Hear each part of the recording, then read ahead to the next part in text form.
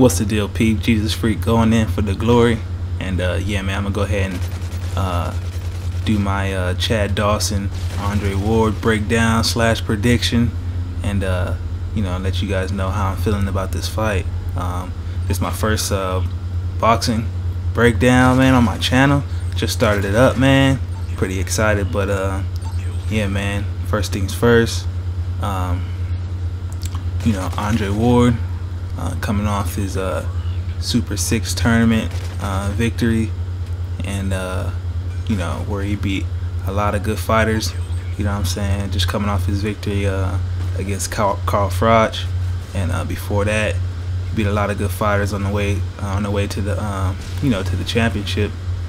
And you know, I think you know, coming off that fight, you know, you gotta expect him to be extremely confident, and you know, and then you got Chad Dawson coming off his second fight with Bernard Hopkins, where, you know, he was able to outwork Bernard and you know, essentially just get the decision.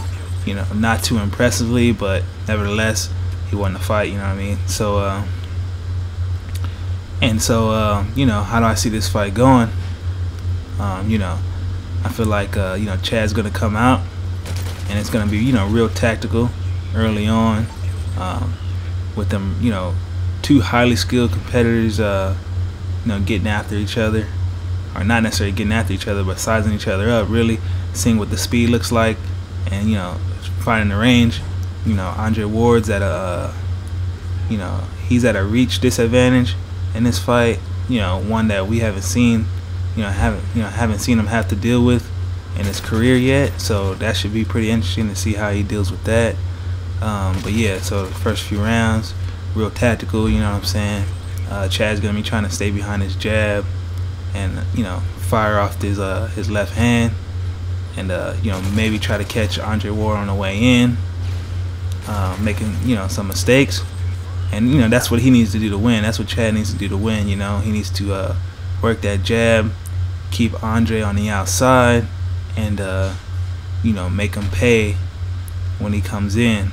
You know, and you know, that's what because Andre Ward's gonna have to get inside. Like I said, the reach disadvantage. He's gonna have to get in there and make it a rough fight, and that's what he needs to do to win. And so Andre Ward, you know, he's gonna be trying to, you know, make his way in. He's gonna have to slip past the jab, and you know, try to either counter that jab, or you know, just kind of work his way in and slip it and slide it to where he can get on the inside, and you know, work on the inside and tie Chad up, and, you know, make it a rough fight. And so and what do I think happens? Well, I think Andre Ward is gonna make the fight his kind of fight. I feel like Chad's jab, it's a good jab, but it's not the greatest jab. You know, we know that he likes to work behind it, but he uses it more as a range finder. And, you know, it's not the strongest jab. He doesn't land it much, but it's more of a range finder to keep people at bay. But I feel like, you know, he's not gonna be able to keep Andre Ward at bay with all that amateur background and all that experience. You know, slipping. Andre Ward's probably gonna be slipping his jab, getting on the inside, and making it a rough fight. It's not gonna be. It's gonna be tactical for the first round or two, but Andre Ward knows what he needs to do to win, and that's not to sit on the outside. So he's gonna be getting in there and getting on the inside, and just really letting his hands go, throwing a lot of combinations, and really just breaking Chad down. I don't know if he can stop Chad now. Depends on how Chad Dawson adjusts to the weight at 168. But if at any moment, or, you know, if at any time in the fight, you know, that weight cut starts to really take a toll on Chad, I can see a late stoppage. But you know, Chad's tough, and, you know, he's not gonna go down easy or whatever. But I feel like, you know, the fight's probably gonna be a little too rough, a little too much time spent on the inside for Chad to be winning enough rounds. So I like I like Ward by unanimous decision, just based on activity and fighting the kind of fight that he needs to fight to win, and doing that better than Chad Dawson will. So also Chad Dawson, he has a problem letting his hands go. You know what I'm saying? We've seen in the John Pascal fight that he won't punch if he thinks he can get countered, or if he doesn't see an opening, he won't punch. And that's the kind of stuff that a fighter like Andre Ward should be able to take advantage of.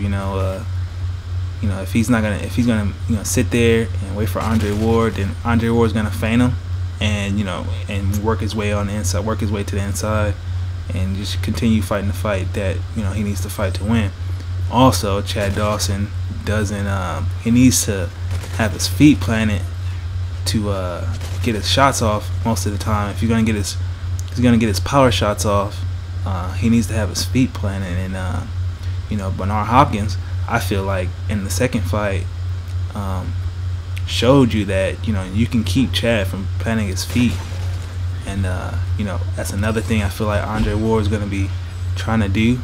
Keep Chad from planting his feet, and really just getting in there and roughing him up before he can get those big shots off or what have you. So look for Chad to try to counter Andre on the way in. Look for Andre to use a lot of good defense on the way in, a lot of feints on the way in, maybe even using his own jab, and then getting on the inside and just being extremely active. So and then winning a unanimous decision, and then we'll see what's next after that, man.